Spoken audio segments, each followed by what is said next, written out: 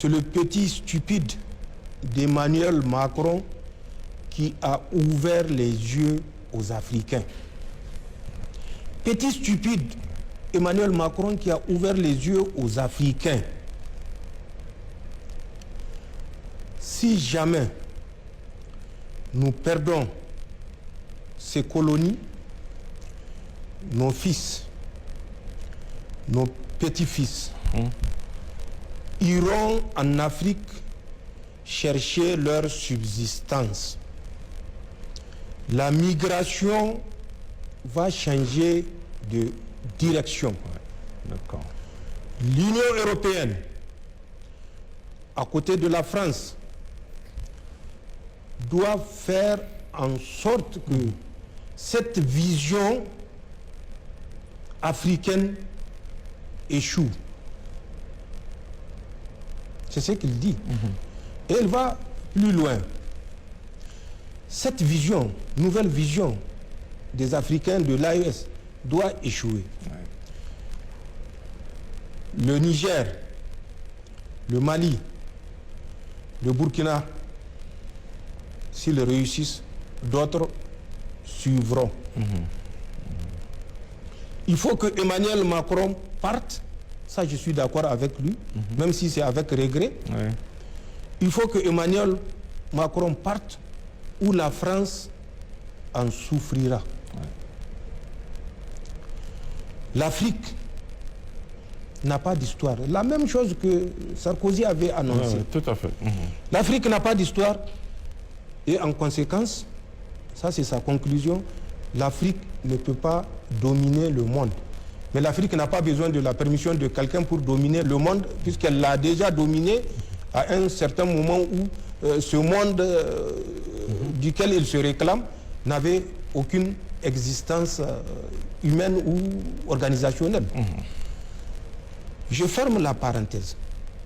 Et c'est pourquoi je dis, tout ce qui se passe, cet acharnement pour la France et le fait que nos pays ne méritent aucun égard.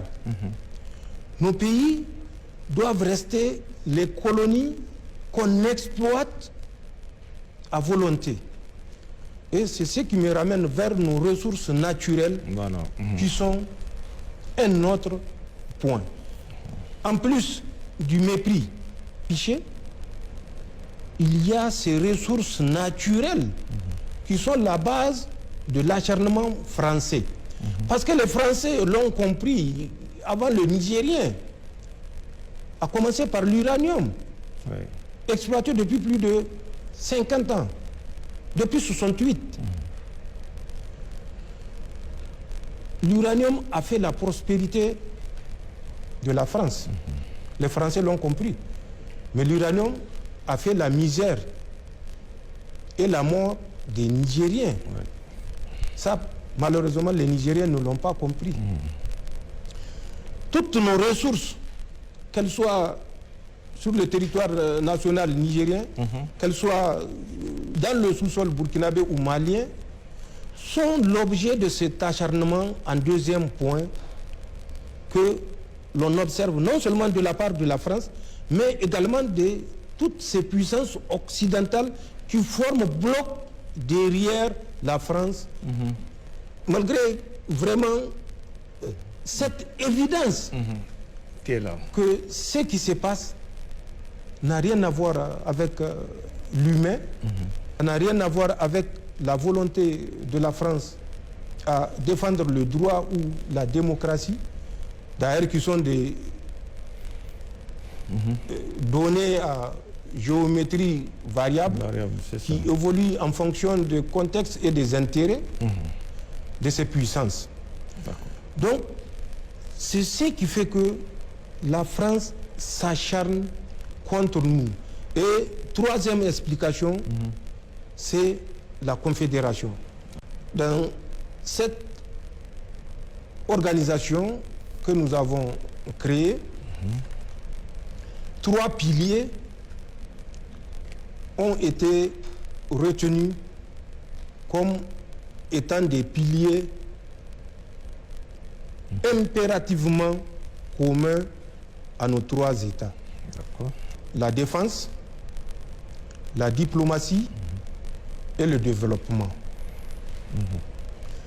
La défense, nous avons abordé la force unifiée.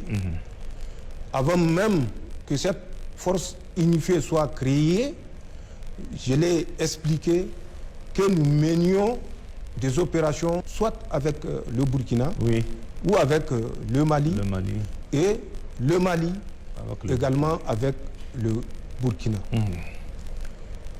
Mais sur le plan de la diplomatie, nous avons décidé que tout ce que nous allons faire et toute décision que nous allons prendre doit faire l'objet d'une concertation entre nos 3 États, entre les États de l'espace confédéral.